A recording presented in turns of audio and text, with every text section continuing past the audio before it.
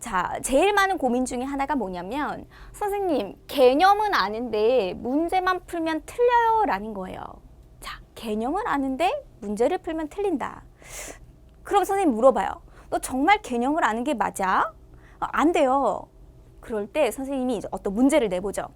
이 개념을 정확히 알고 푸는 건지 모르고 푸는 건지. 자, 그래서 선생님이 생각하는 가장 큰 문제는요, 개념을 안다고 착각하는 경우예요. 착각하는 경우. 자, 그러면 여러분들은 지금 착각을 하고 있는지 아니면 진짜 알고 있는지 한번 체크해 보도록 하겠습니다. 자, 이렇게 문제가 있어요. 이거는 중학교 1학년 때 배우는 절대값에 대한 그런 개념을 물어보는 질문입니다. 자, 두 수 A, B는 수가 두 개 있어요. 절대값이 같다라고 합니다. 그리고 A는 B보다 크다. 네, 여기까지 지금 해석이 됐나요? 자, 그래서 수직선 위에서 두 수 A, B를 나타내는 두 점 사이의 거리가 9분의 14일 때 B의 값을 구하여라 라고 했어요. 문제가 굉장히 깁니다. 자, 이 문제를 풀기 위해서 여러분들이 알아야 하는 것은 절대값의 개념, 그리고 수직선의 의미, 자, 그리고 이 거리의 의미. 네, 이렇게 여러분들이 알아야 되는 거예요. 자, 그러면은 여러분들이 이 문제를 만약에 틀렸다. 그러면 선생님 문제가 어려워서 틀렸어요. 이게 아니라요. 개념을 정확히 몰라서 틀린 거예요. 이것은 100% 개념 문제입니다. 자, 어떻게 푸는지 한번 보도록 하죠. 두 수 AB가 절대값이 같다라는 건 뭡니까? 자, 절대값이 같다라는 것은 수직선이 이렇게 있어요. 자, 그런데 0이 있죠. 어떤 수가 있단 말이에요? 그죠? 여기에도 수가 있고 여기도 수가 있고. 자, 어떤 수와 0과의 거리. 이 거리가 바로 우리는 절대값이다 라고 부르는 겁니다. 자, 절대값이 뭐니라고 물어보면 이거는요, 뭐 A예요. 뭐 A가 이거는 뭐 3은 3이에요. 마이너스 3은 3이에요. 이걸 절대값이라고 해요. 이거 계산하는 방법만 아는 거예요. 절대값이 무슨 의미냐 물어보면 이 기호부터 떠올리는 게 아니라 절대값은 0과 어떤 수 사이의 거리입니다 라고 대답할 수 있어야 되는 거예요. 자, 이 거리는요, 자, 여러분들 거리는 항상 양수죠. 플러스예요. 그죠? 음수가 될 수 없어요. 거리는 양수입니다. 그렇기 때문에 절대값은 항상 이렇게 양수가 나오는 거예요. 절대, absolute value예요. 네, 절대값은. 그러니까 절대적으로 그 가치다라는 거예요. 그 거리가 절대적인 가치인 거죠. 그러면 자, 이제 봅시다. A와 B가 있는데 A가 B보다 크다래요. 근데 절대값이 같대요. 이 말은요. 절대값이 같다라는 것은 0으로부터의 거리가 같다라는 건데 A가 0보다 크다. 자, 수직선에서 더 큰 수는 오른쪽에 있다. 그죠? 그러면 A가 B보다 더 크다고 했으니까 A가 오른쪽에 있겠네요. 자, 그리고 0부터의 A와 B와의 거리는 같다. 여기까지 해석한 것이 이렇게 그림에 표현될 수가 있어야 되는 거예요. 자, 여기까지 했다 그러면 두 점 사이의 거리가 9분의 14. 여기 사이의 거리가 A와 B 사이의 거리가 뭐다? 9분의 14다. 9분의 14다. 자, 그러면 여기서 여기까지 거리가 같은데 이 거리가 9분의 14래요. 그러면 0에서부터 여기까지의 거리는 9분의 14의 절반이 되겠네요. 그렇죠. 반띵 했잖아요. 그랬을 때 거리가 9분의 14니까. 그러면 자, 9분의 14의 절반은 어떻게 해요? 나누기 2 하면 9분의 14 곱하기 우리 곱하기로 바꾸면 역수로 곱해준다. 2의 역수는 자, 2는 1분의 2인데 1분의 2의 역수는 자, 분자분모 자리 바꿔줘. 디벌스 바꿔준다. 2분의 1. 그러면 2분의 1을 곱해주면 2, 7은 14, 9분의 7이 되겠습니다. 그래서 여기의 거리는 9분의 7, 여기의 거리도 9분의 7이죠. 그러면 우리가 구해야 하는 것은 B의 값입니다. 자, B는요, 왼쪽에 있어요. 0보다 왼쪽에 있죠. 그러면 0에서부터 마이너스 방향으로 얼마나 간 거예요? 9분의 7만큼 간 거예요. 그래서 B는 마이너스 9분의 7. 정답은 B는 마이너스 9분의 7이 되겠습니다. 자, 여기까지 한 문제를 푸는데 여러분들이 알아야 하는 개념 뭐가 있었죠? 절대값의 의미, 0으로부터 어떤 수와의 거리라는 거 개념을 알아야 되는 거고요. 그리고 수직선상에서 이 수가 뭐 어떤 수보다 크다라고 했을 때 오른쪽에 위치하고 있다라는 점 2개 있죠. 그리고요. 이제 거리라는 의미가 여기서부터 여기까지 거리인데 이것을 우리가 절반으로 나누는 이 개념까지 3가지를 알아야지 이 문제를 풀 수가 있는 거예요. 자, 만약에 이 문제를 못 풀었다면 뭐다? 여러분들이 이 3가지 중에서 하나의 개념을 몰랐기 때문에 틀린 거다라는 거예요. 자, 이렇게 문제를 풀 때도 선생님이 하나씩 개념을 다 짚어주고 절대로 풀이 과정에 생략하지 않게. 자, 우리 나누기, 그냥 나누기 곱하기 2분의 1 막 하지 않았잖아요. 선생님이 역수 개념까지 설명해 줬잖아요. 그죠? 하나씩 다 설명해주는 그런 문제풀이를 하도록 할 거예요. 자, 2번째로 개념은 아는데 문제 풀면 또 틀려. 그 이유 2번째는요. 문제 유형 연습이 부족한 경우입니다. 아까처럼 개념을 몰라서 틀리는 건 개념 학습을 하면 돼요. 그런데 개념은 정말 알고 있어요. 정말 알고 있는데 그런데도 문제 풀면 틀려요. 그러면은 개념을 알고 있다라고 하면 2번째는 유형 연습이 부족한 경우입니다. 이게 무슨 말이냐면 문제에도 다양한 유형이 있어요. 문제 스타일이 있단 말이에요. 그런데 이 문제 스타일을 한 번도 겪어보지 못하면 사실 풀기가 어려운 문제들이 꽤 있어요. 네, 없지 않아요. 그래서 여러분들 학원에 가거나 어떤 사교육을 받게 되면은 문제를 굉장히 많이 풀게 합니다. 정말 이만큼 막 숙제도 내주고 정말 많은 문제를 줘요. 그런데 그 문제를 왜 풀게 하느냐? 이 유형을 많이 알라고, 유형 연습을 많이 하려고 푸는 거예요.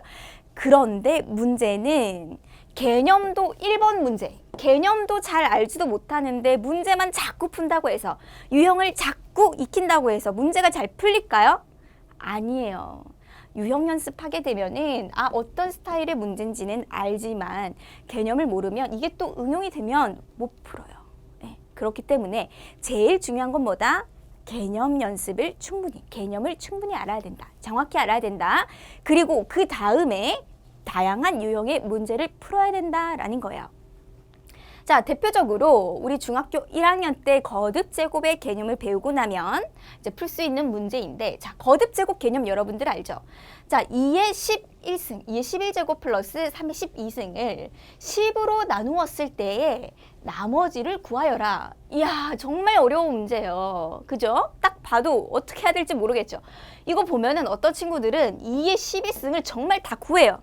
2의 1승은 2, 2의 2승 끝까지 구하고 3의 12승 끝까지 구해서 10으로 나눠요. 그러면 시간 없습니다. 끝나요.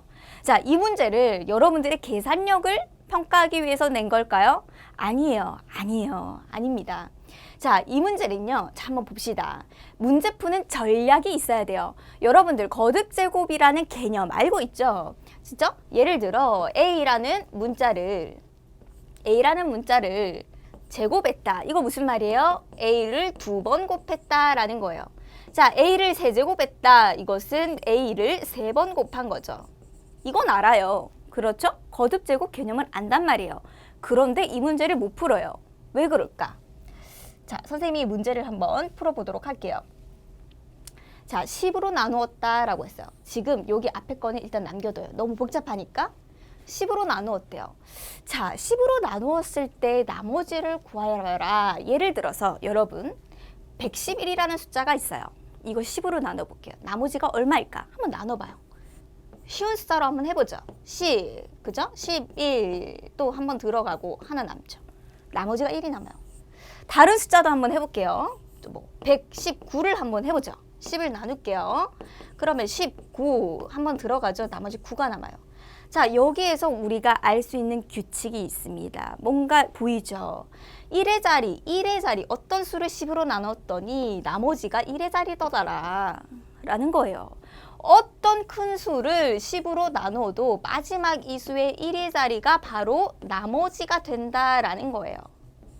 이 문제 한 번만 보면요. 다음에 다른 문제 봤을 때 10으로 나누면 마지막 자리가 나머지라는 사실을 나는 알고 있지 하고 바로 풀 수가 있게 되는 거죠. 자, 그러면 우리 한 가지 특징 알았어요. 10으로 나눴을 때 어떤 수와 엄청 큰 수인데 나머지는 이 수를 계산한 마지막 1의 자리가 바로 10으로 나누었을 때 나머지가 되겠구나라는 것을 여러분들이 알 수가 있게 되는 겁니다. 자, 그러면 우리가 구해야 될 것은 2의 11승 더하기 3의 12승을 구한 값에 마지막 1의 자리가 뭔지만 알면 그것이 바로 답이 되겠다. 그죠? 자, 그러면 이 앞에 숫자를 한번 구해보도록 하죠. 자, 2의 11승 2를 한번 곱해봅니다. 2죠? 2를 2번 곱해요. 그럼 4예요. 그죠? 이건 직접 해야 돼. 그럼 8이죠. 그죠? 2의 4승은 끝까지 하는 건 아니에요. 16이죠. 그죠? 2의 5승은 32입니다. 여기까지 하면 돼요. 자, 여기서 규칙은 자, 1의 자리를 한번 보도록 하죠. 우리는 1의 자리를 알아야 되니까. 자, 6, 또 2, 또 더 곱하면 어떻게 되겠어? 2, 4, 8, 6, 2, 2, 4, 8, 6. 이 숫자들이 1의 자리에 계속해서 반복이 되더라라는 거예요. 그렇죠? 그러면 우리가 11번을 곱해야 돼요. 11번. 그러면 1번, 2번, 3번, 4번 곱했을 때 5번, 6번, 7번, 8번 곱했을 때 9번, 10번, 11번 곱했을 때 1의 자리는 8이 되겠다라는 걸 알 수가 있는 거예요. 자, 이거를요. 문제집에 보면 어떻게 설명하냐면 11번 했으니까 4개씩 반복하면 2번 들어가고 나머지 3이 남는다. 그래서 8이다. 이렇게 설명해 놓거든요. 자, 이게 이 말이에요. 11번 반복해야 되는데 4개씩 11번 가야 되는데 4개씩 반복하면 2번 반복하고 2486, 2486 2번 반복하고 계속 2486 반복이 되는데 세 번째 2, 4, 8 보이나요? 네, 2, 4, 8 여기 나머지 세 번째 자리가 바로 2의 11승의 1의 자리가 된다라는 겁니다. 그래서 2의 11승의 1의 자리는 뭐다? 8이다. 일단 적어놔요. 자, 그 다음에 3의 12승 한번 구해보도록 하죠. 3의 12승 자, 요거 지워졌으니까 8 네. 3의 12승도 똑같이 구해봅니다. 3의 1승은 3, 3의 2승은 9 그죠? 3의 3승은 9, 3, 27 1의 자리만 필요하니까 이것만 적어줘도 돼요. 3의 4승은 여기 3 곱하면 8의 1승. 네, 81. 그죠? 1. 그죠? 이게 계속 반복돼요. 계속 곱해보세요. 그러면 3, 9, 7, 1 이것도 4개씩 반복된다는 거예요. 그러면 이번에는 12번 곱했다라고 했어요. 그러면 4개씩 반복이 되는 거죠. 1, 2, 3, 4번째. 5번 곱하고 6번, 7, 8, 9, 10, 11, 12번째. 숫자는 바로 1이다 라는 거예요. 자, 이것도 마찬가지로 12는 자, 12 나누기 4개씩 반복하면 3번 반복된다. 딱 나눠 떨어진다. 그래서 마지막 숫자는 1이 된다. 이렇게 풀이를 할 수가 있는 거예요. 자, 그러면 마지막 숫자가 1이다 라는 걸 알았습니다. 그러면요. 자, 2의 12승은 앞에 어떤 수가 나올지 모르겠지만 뒤에 8이 나오고요. 3의 12승은요. 앞에 어떤 수가 나올지 모르겠지만 뒤에 뭐가 나왔지? 1이 나왔지. 네, 1이 나왔어. 이거 2개 더하면요. 2개 더해봐요. 2개 더하면 앞에 어떤 수가 될지 모르겠지만 1의 자리는 8 더하기 1 하면 9가 되는 거예요. 이해되셨어요? 자, 그러면 우리가 10으로 나눴을 때 나머지는 뭐가 된다? 이 두 수를 곱 더한 총 결과값의 마지막 1의 자리가 바로 정답이 된다라는 거예요. 자, 정답은 9인데 어때요? 이 문제 하나 푸는데 정말 많은 과정이 있었어요. 그렇죠? 근데 원리는 똑같았어요. 그래서 대부분의 선생님들의 수업에서는 생략을 합니다. 반복되는 말 계속하는 거 힘들잖아요. 그렇죠? 그리고 이거 문제집에 어느 세월에 이거 다 적어줘요. 그렇죠? 편집을 해야 되니까 안 해줘요. 근데 어떻다? 선생님은 해준다. 절대 지루하게 생각하지 않고 여러분들은 아무것도 모른다라고 생각하고 하나하나씩 다 계산해 줍니다. 네. 그래서 여러분들이 이런 유형의 문제를 이제 한번 딱 풀고 나면 뭔가 와 여러 번 제곱된 거듭 제곱된 이런 숫자들을 어떻게 계산해야 되는지도 알고요. 그리고 10으로 나눴을 때 나머지 이런 난감한 문제들을 쉽게 이해할 수 있다라는 거예요. 그래서 이런 문제들을 많이 풀어보면 여러분들이 문제를 다 풀 수 있는 거예요. 자, 그래서 수학 점수 우리 100점이라고 하면요. 개념만 충분하게 여러분들이 정확하게 알고 있어도 80점은 충분히 받을 수 있어요. 뭐 시험이 좀 쉽게 나오는 학교에서는 90점도 받을 수가 있습니다. 그런데 100점은 나오기 힘들어요. 왜? 이런 유형학습 문제들이 들어가니까요. 이런 다양한 유형의 문제들이 또 들어가요. 그래야지 누군 틀리고 누구는 맞고 이제 차이를 만들 수가 있잖아요. 그래서 이런 유형 문제 풀이를 연습을 하면 100점까지 여러분들 갈 수 있는 거예요. 자, 그런데 선생님 수업의 목표는 뭐냐면 이런 다양한 문제 풀이는 여러분들 스스로 할 수 있어요. 문제집도 너무 많고 여러 가지 공부할 것들이 많아요. 하지만 개념 잡고 80점, 최소 80점 받는 거, 이게 저는 더 중요하다고 생각하고요. 그래서 선생님 수업에서는 개념을 알아도 문제를 틀려요 라고 하는 이 고민에 있어서 아니야, 개념을 알고 있다는 게 너 착각일 수도 있어. 그러니까 선생님과 함께 개념을 더 정확하게 알고 풀자라는 데 더 많이 집중해서 수업을 할 거예요. 그리고 이 대표적인 유형, 시험에 자주 출제되는 대표 유형 문제들을 선생님이 쏙쏙쏙 뽑아서 그 문제들을 이렇게 자세하게 풀어주는 것도 들어갈 거니까요. 여러분들 기대하고 수업 들어주시길 바라겠습니다. 우리 개념을 확실히 잡는 우리 중등수학 수업으로 여러분들 100점 꼭 받을 수 있도록 해봐요. 화이팅!